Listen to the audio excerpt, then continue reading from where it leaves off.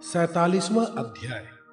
उद्धव तथा गोपियों की बातचीत और भ्रमर गीत। श्री सुखदेव जी कहते हैं, परीक्षित, गोपियों ने देखा कि श्री कृष्ण के सेवक उद्धव जी की आकृति और वेशभूषा श्री कृष्ण से मिलती जुलती है।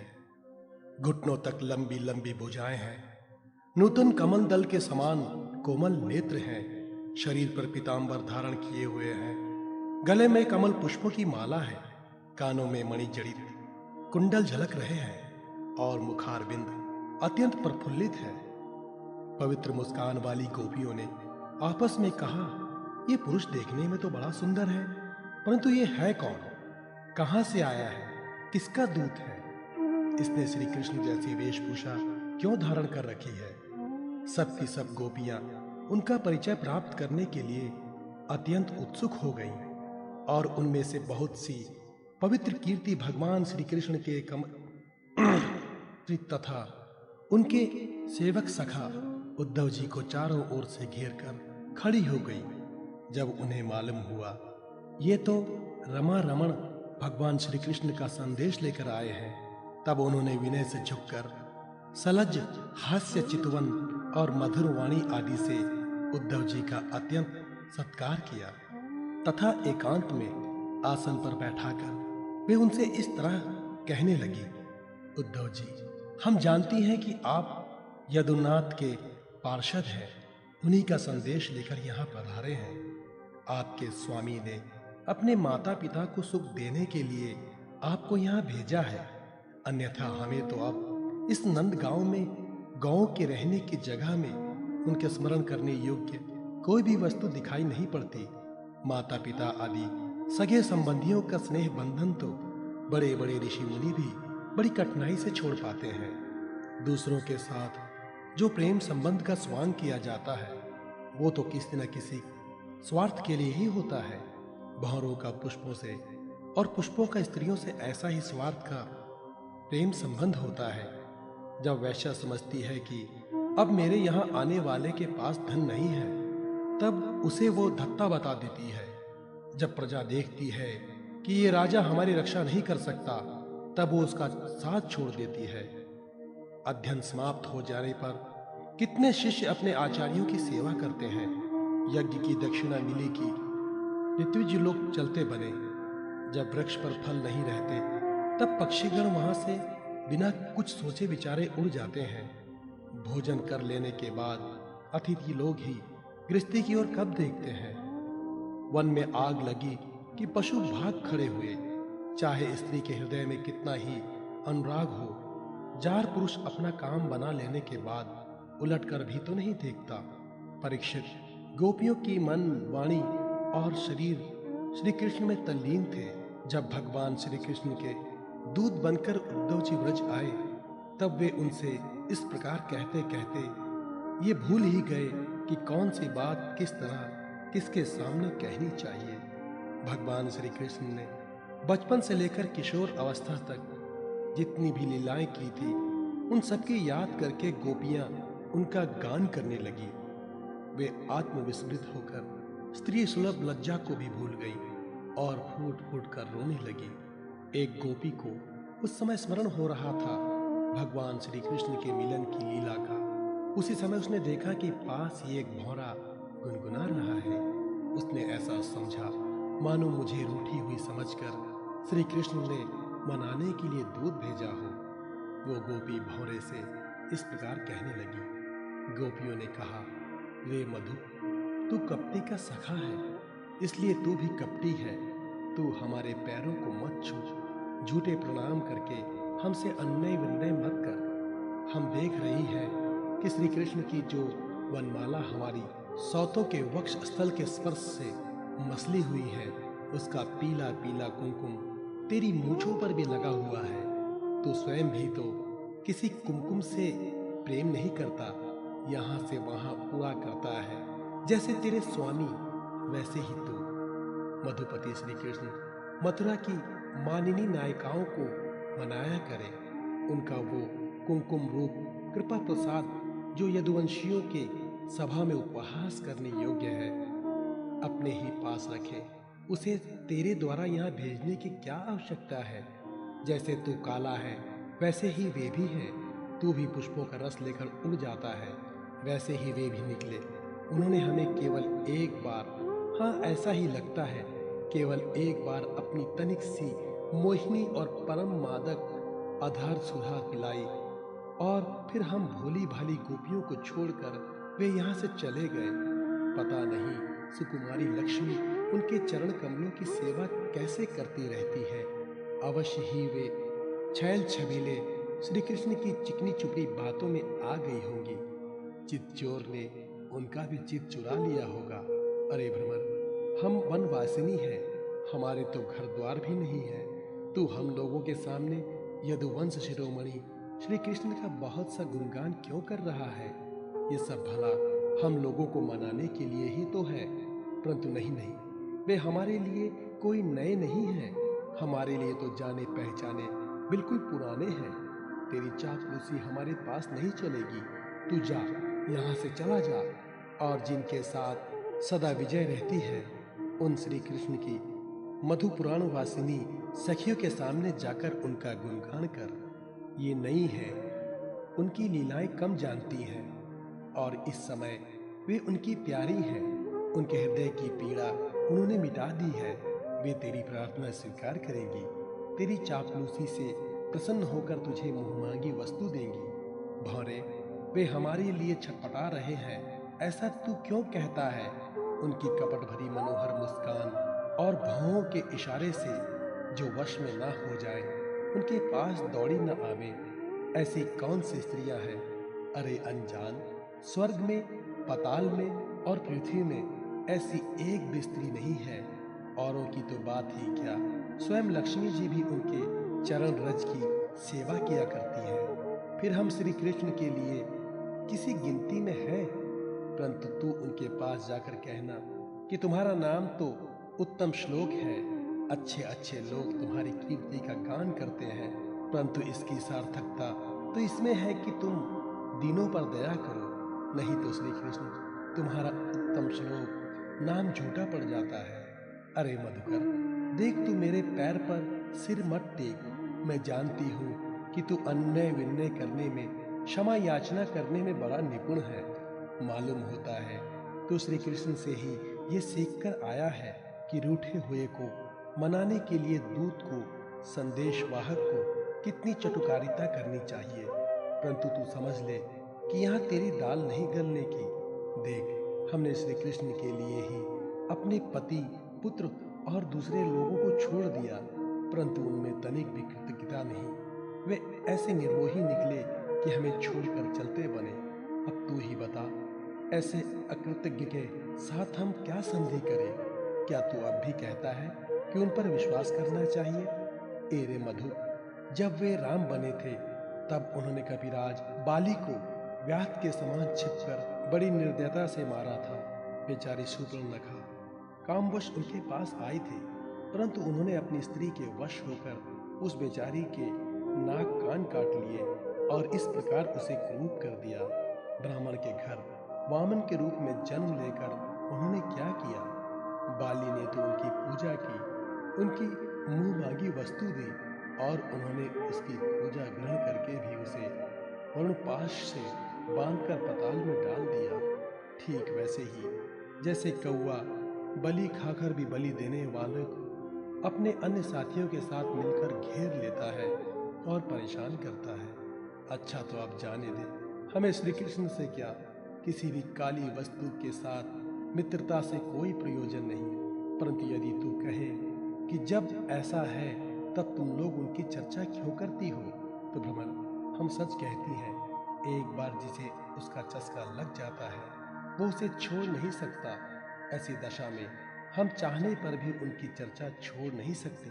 श्री कृष्ण की लीला रूप कणामृत के एक कण का भी जो रसवादन कर लेता है, उसके राग द्वेष, सुख दुख आदि सारे द्वंद्व छूट जाते हैं। यहाँ तक कि बहुत से लोग तो अपनी दुखमय, दुख से सनी हुई घर गृहस्थी छोड़कर अकिंचन हो जाते हैं, अपने पास कुछ भी संग्रह प्रग्रह नहीं रखते और पक्षियों की तरह चुन चुन कर भीख मांग कर अपना पेट भरते हैं, दीन दुनिया से जाते रहते हैं, फिर भी श्री कृष्ण की लीला कथा छोड़ नहीं पाते। वास्तव में उसका रस, उसका चस्का ऐसा ही है। यही दशा हमारी हो रही है। जैसे कृष्णासार मृग की पत्नी भोली भाली हिरनिया व्याघ्र के सुमधुर गान का विश्वास कर लेती है और उसके जाल में फंसकर मारी जाती हैं, वैसे ही हम भोली भाली गोपियां भी उस छलिया कृष्ण की कपट भरी मीठी मीठी बातों में आकर उन्हें सत्य के समान मान बैठी और उनके नक्शस्पर्श से होने वाली काम व्याधि का बार बार अनुभव करती रही। इसलिए श्री कृष्ण के दूध भौरे, अब इस विषय में तू और कुछ मत कह। तुझे कहना ही हो तो कोई दूसरी बात कहे। हमारे प्रियतम के प्यारे सखा, जान पड़ता है कि तुम एक बार उधर जाकर फिर लौट आए हो। अवश्य ही हमारे प्रियतम ने मनाने के लिए तुम्हें भेजा होगा। प्रिय भ्रमर, तुम सब प्रकार से हमारे माननीय हो। कहो, तुम्हारी क्या इच्छा है? हमसे जो चाहो सो मांग लो। अच्छा, तुम सच बताओ, क्या हमें वहां ले चलना चाहते हो? अजी, उनके पास जाकर लौटना बड़ा कठिन है। हम तो उनके पास जा चुकी हैं, परंतु तुम हमें वहां ले जाकर करोगे क्या? प्यारे भ्रमर, उनके साथ उनके वक्षस्थल पर जो उनकी प्यारी पत्नी लक्ष्मी जी सदा रहती है ना, तब वहां हमारा निर्वाह कैसे होगा? अच्छा, हमारे प्रियतम के प्यारे दूत मधुकर, हमें ये बतलाओ कि आर्यपुत्र भगवान श्री कृष्ण गुरुकुल से लौटकर मधुपुरी में अब सुख से तो हैं? क्या वे कभी नंद बाबा, यशोदा रानी, यहाँ के घर सगे संबंधी और ग्वाल बालों की भी याद करते हैं? और क्या हम दासियों की भी कोई बात कभी चलाते हैं? प्यारे भ्रमर, हमें ये भी बतलाओ कि कभी वे अपनी अगर के समान दिव्य सुगंध से युक्त भुजा हमारे सिरों पर रखेंगे? क्या हमारे जीवन में कभी ऐसा शुभ अवसर भी आएगा? श्री सुखदेव जी कहते हैं, परीक्षित, गोपियां भगवान श्री कृष्ण के दर्शन के लिए अत्यंत उत्सुक, ललायित हो रही थी, उनके लिए तड़प रही थी। उनकी बातें सुनकर उद्धव जी ने उन्हें उनके प्रियतम का संदेश सुनाकर सांत्वना देते हुए इस प्रकार कहा। उद्धव जी ने कहा, अहो गोपियों, तुम कृतकृत्य हो, तुम्हारा जीवन सफल है। देवियों, तुम सारे संसार के लिए पूजनीय हो, क्योंकि तुम लोगों ने इस प्रकार भगवान श्री कृष्ण को अपना हृदय, अपना सर्वस्व समर्पित कर दिया है। दान, व्रत, तप, होम, जप, वेदाध्यान, ध्यान धारणा, समाधि और कल्याण के अन्य विविध साधनों के द्वारा भगवान की भक्ति प्राप्त हो, यही प्रयत्न किया जाता है। ये बड़े सौभाग्य की बात है कि तुम लोगों ने पवित्र कीर्ति भगवान श्री कृष्ण के प्रति वही सर्वोत्तम प्रेम भक्ति प्राप्त की है और उसी का आदर्श स्थापित किया है, जो बड़े बड़े ऋषि मुनियों के लिए भी अत्यंत दुर्लभ है।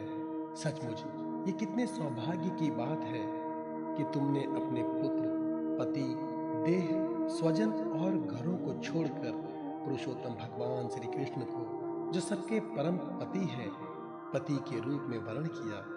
महाभाग्यवती गोपियों, भगवान श्री कृष्ण के वियोग से तुमने उन इंद्रियातीत परमात्मा के प्रति वो भाव प्राप्त कर लिया है जो सभी वस्तुओं के रूप में उनका दर्शन करता है। तुम लोगों का वो भाव मेरे सामने भी प्रकट हुआ। ये मेरे ऊपर तुम देवियों की बड़ी ही दया है। मैं अपने स्वामी का गुप्त काम करने वाला दूत हूँ। तुम्हारे प्रियतम भगवान श्री कृष्ण ने तुम लोगों को परम सुख देने के लिए ये प्रिय संदेश भेजा है। कल्याणियों, वही लेकर मैं तुम लोगों के पास आया हूँ, अब उसे सुनो। भगवान श्री कृष्ण ने कहा है, मैं सबका उपादान कारण होने से सबकी आत्मा हूँ, सब में अनुगत हूँ, इसलिए मुझसे कभी भी तुम्हारा वियोग नहीं हो सकता। जैसे संसार के सभी भौतिक पदार्थों में आकाश, वायु, अग्नि, जल और पृथ्वी, ये पांचों भूत व्याप्त हैं। इन्हीं से सब वस्तुएं बनी है और यही उन वस्तुओं के रूप में है। वैसे ही मैं मन, प्राण, पंचभूत, इंद्रिय और उनके विषयों का आश्रय हूँ। वे मुझ में हैं, मैं उनमें हूँ, और सच पूछो तो मैं ही उनके रूप में प्रकट हो रहा हूँ। मैं ही अपनी माया के द्वारा भूत, इंद्रिय और उनके विषयों के रूप में होकर उनका आश्रय बन जाता हूँ तथा स्वयं निमित्त भी बनकर अपने आप को ही रचता हूँ, पालता हूँ और समेट लेता हूँ। आत्मा माया और माया के कार्यों से पृथक है। वो विशुद्ध ज्ञान स्वरूप जड़ प्रकृति, अनेक जीव तथा अपने ही आबंतर भेदों से रहित सर्वदा शुद्ध है। कोई भी गुण उसका स्पर्श नहीं कर पाते। माया की 3 वृत्तियां हैं, सुषुप्त, स्वप्न और जागृत। उनके द्वारा वो अखंड अनंत भूत स्वरूप आत्मा कभी प्राज्ञ तो कभी तेजस और कभी विश्व रूप से प्रतीत होता है। मनुष्य को चाहिए कि वो समझे कि स्वप्न में दिखने वाले पदार्थों के समान ही जागृत अवस्था में इंद्रियों के विषय भी प्रतीत हो रहे हैं। वे मिथ्या है, इसलिए उन विषयों का चिंतन करने वाले मन और इंद्रियों को रोक ले और मानो सोकर उठा हो। इस प्रकार जगत के विषयों को त्याग कर मेरा साक्षात्कार करे। जिस प्रकार सभी नदियां घूम फिर कर समुद्र में पहुंचती हैं, उसी प्रकार मनस्वी पुरुषों का वेदाभ्यास, योग साधना, आत्मनात्म विवेक, त्याग, तपस्या, इंद्रिय संयम और सत्य आदि समस्त धर्म मेरी प्राप्ति में ही समाप्त होते हैं। सबका सच्चा फल है मेरा साक्षात्कार, क्योंकि वे सब मन को निरुद्ध करके मेरे पास पहुंचते हैं। गोपियों, इसमें संदेह नहीं है कि मैं तुम्हारे नयनों का ध्रुव तारा हूँ, तुम्हारा जीवन सर्वस्व हूँ। किंतु मैं जो तुमसे इतना दूर रहता हूँ, उसका कारण है वो यही कि तुम निरंतर मेरा ध्यान कर सको। शरीर से दूर रहने पर भी मन से तुम मेरे सानिध्य का अनुभव करो। अपना मन मेरे पास रखो, क्योंकि स्त्रियों और अन्य नए प्रेमियों का चित्त अपने परदेशी प्रियतम जितना निश्चल भाव से लगा रहता है, उतना आंखों के सामने पास रहने वाले प्रियतम में नहीं लगता। अशेष वृत्तियों से रहित संपूर्ण मन मुझ में लगाकर जब तुम लोग मेरा अनुस्मरण करोगी, तब शीघ्र ही सदा के लिए मुझे प्राप्त हो जाओगी। कल्याणियों, जिस समय मैंने वृंदावन में शारदीय पूर्णिमा की रात्रि में रास क्रीड़ा की थी, उस समय जो गोपियां स्वजनों के रोक लेने से व्रज में ही रह गईं, मेरे साथ रास विहार में सम्मिलित ना हो सकी, वे मेरी लीलाओं का स्मरण करने से ही मुझे प्राप्त हो गई थी। तुम्हें भी मैं मिलूंगा अवश्य, निराश होने की कोई बात नहीं है। श्री सुखदेव जी कहते हैं, परीक्षित, अपने प्रियतम श्री कृष्ण का ये संदेश सुनकर गोपियों को बड़ा आनंद हुआ। उनके संदेश से उन्हें श्री कृष्ण स्वरूप और एक एक लीला की याद आने लगी। प्रेम से भरकर उन्होंने उद्धव जी से कहा। गोपियों ने कहा, उद्धव जी, ये बड़े सौभाग्य की और आनंद की बात है कि यदुवंशियों को सताने वाला पापी कंस अपने अनुयायियों के साथ मारा गया।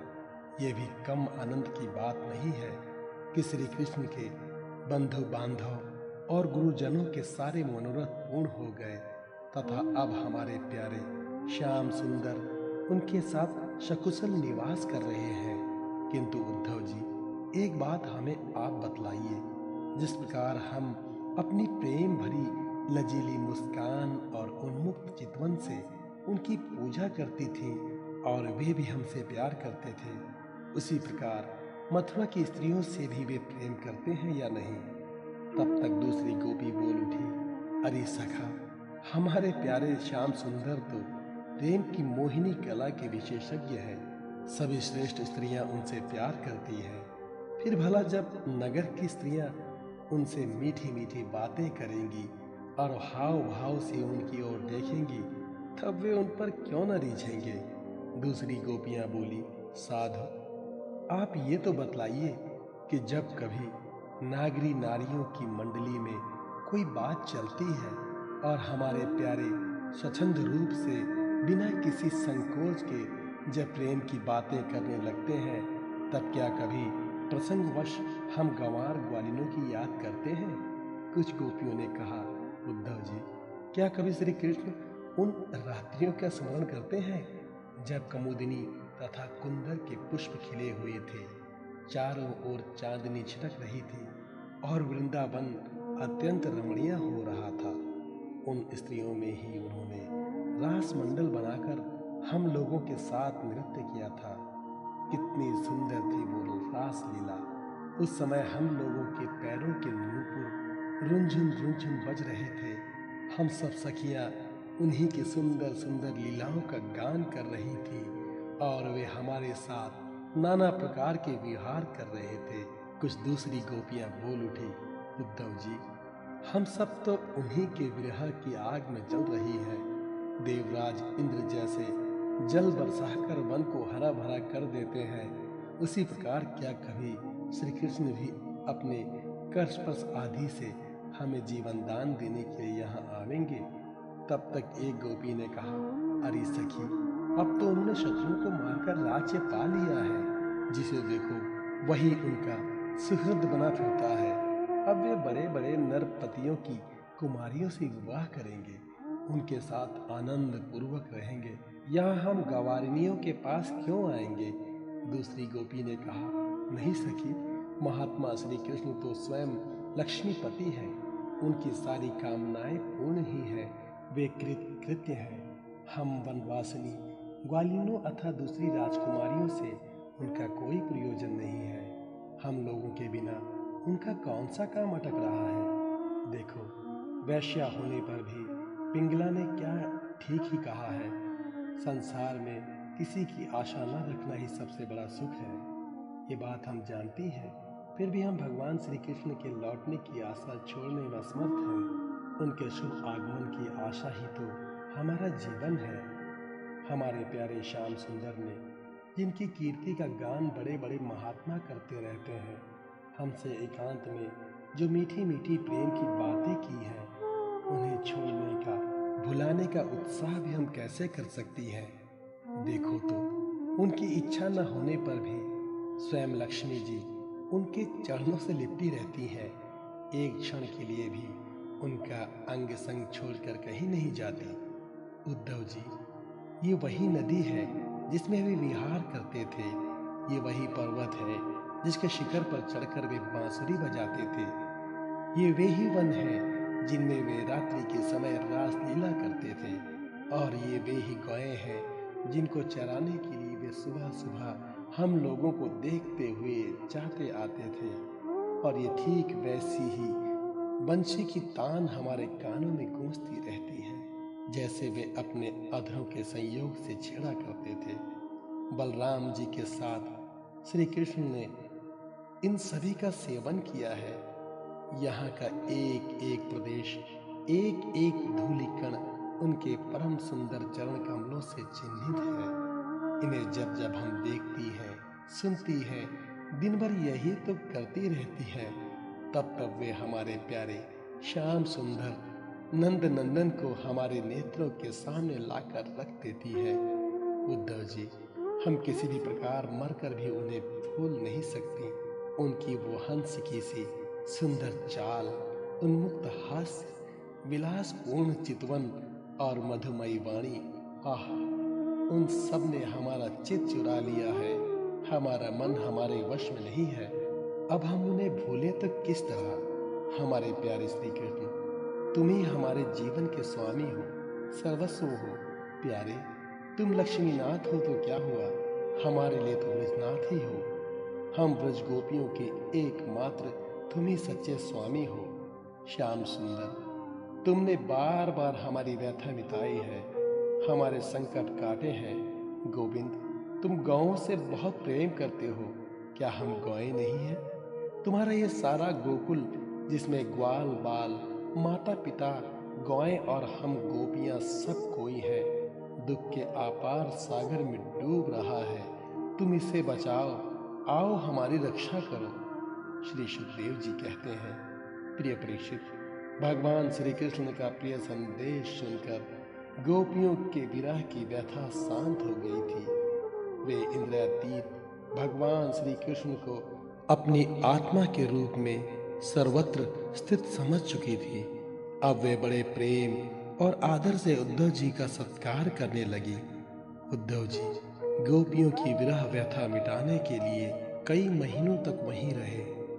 वे भगवान श्री कृष्ण की अनेकों लीलाएं और बातें सुन सुनाकर ब्रजवासियों को आनंदित करते रहते। नंद बाबा के ब्रज में जितने दिनों तक उद्धव जी रहे, उतने दिनों तक भगवान श्री कृष्ण की लीला की चर्चा होते रहने के कारण ब्रजवासियों का ऐसा जान पड़ा मानो अभी एक ही क्षण हुआ हो। भगवान के परम प्रेमी भक्त उद्धव जी कभी नदी तट पर जाते, कभी वनों में विहरते और कभी गिरिराज की घाटियों में विचरते, कभी रंग बिरंगे फूलों से लदे हुए वृक्षों में ही रम जाते। और यहाँ भगवान श्री कृष्ण ने कौन सी लीला की है, ये पूछ पूछ कर ब्रजवासियों को भगवान श्री कृष्ण और उनकी लीला के स्मरण में तन्मय कर देते।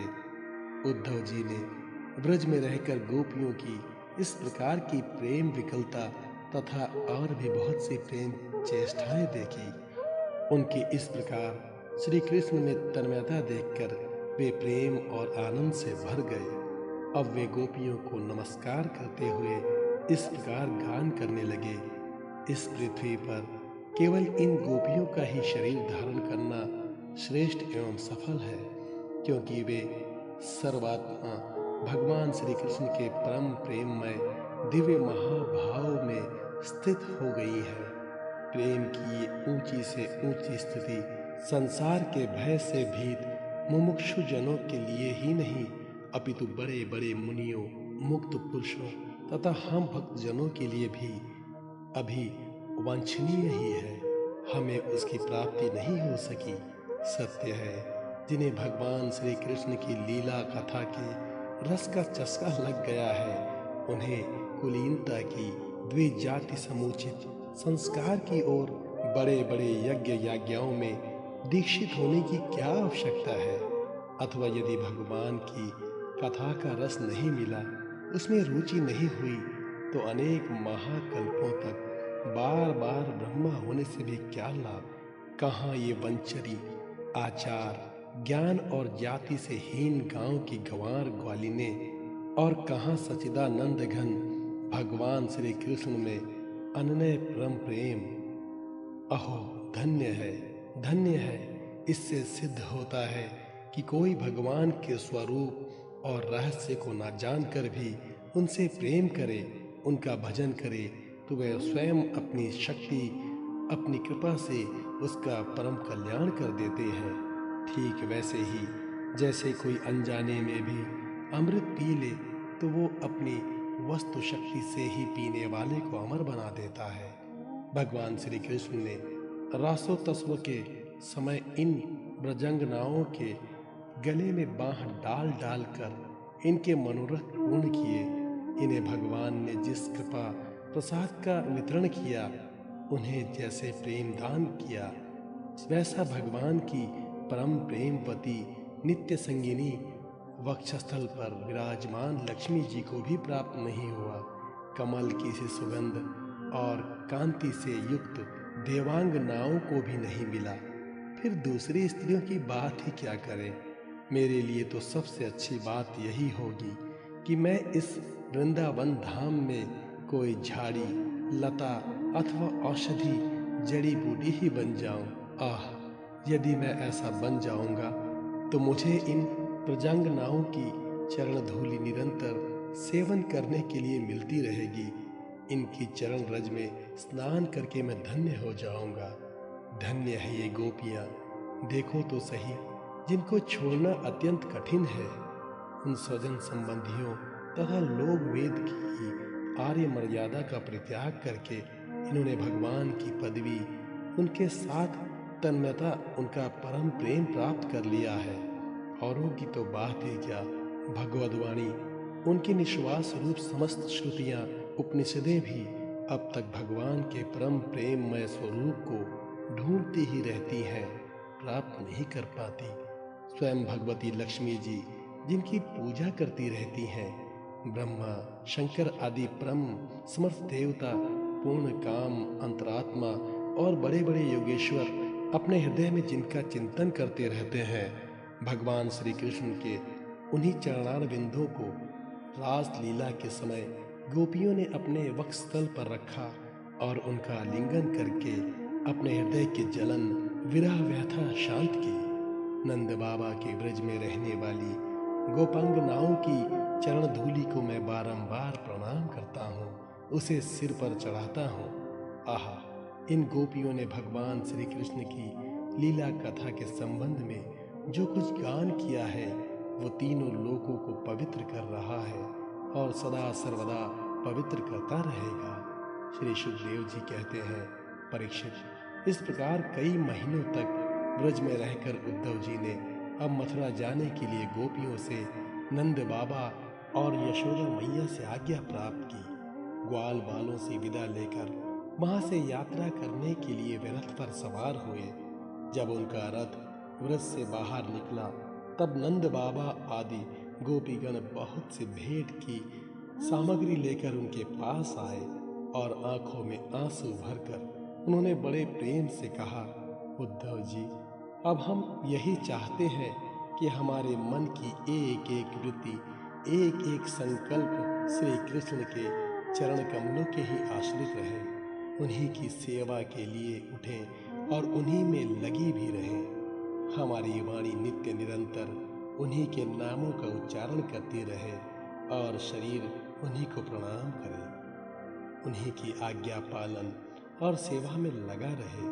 उद्धव जी, हम सच कहते हैं, हमें मोक्ष की इच्छा बिल्कुल नहीं है। हम भगवान की इच्छा से अपने कर्मों के अनुसार चाहे जिस योनि में जन्म लें वहाँ शुभ आचरण करें, दान करें और उसका फल यही पावे कि हमारे अपने ईश्वर श्री कृष्ण में हमारी प्रीति उत्तरोत्तर बढ़ती रहे। प्रिय परीक्षित, नंद बाबा आदि गोपों ने इस प्रकार श्री कृष्ण भक्ति के द्वारा उद्धव जी का सम्मान किया। अब वे भगवान श्री कृष्ण के द्वारा सुरक्षित मथुरापुरी में लौट आए। वहां पहुंचकर उन्होंने भगवान श्री कृष्ण को प्रणाम किया और उन्हें ब्रजवासियों की प्रेममयी भक्ति का उद्रेक जैसा उन्होंने देखा था कह सुनाया। इसके बाद नंद बाबा ने भेंट की जो सामग्री दी थी वो उनको वासुदेव जी, बलराम जी और राजा उग्रसेन को दे दी।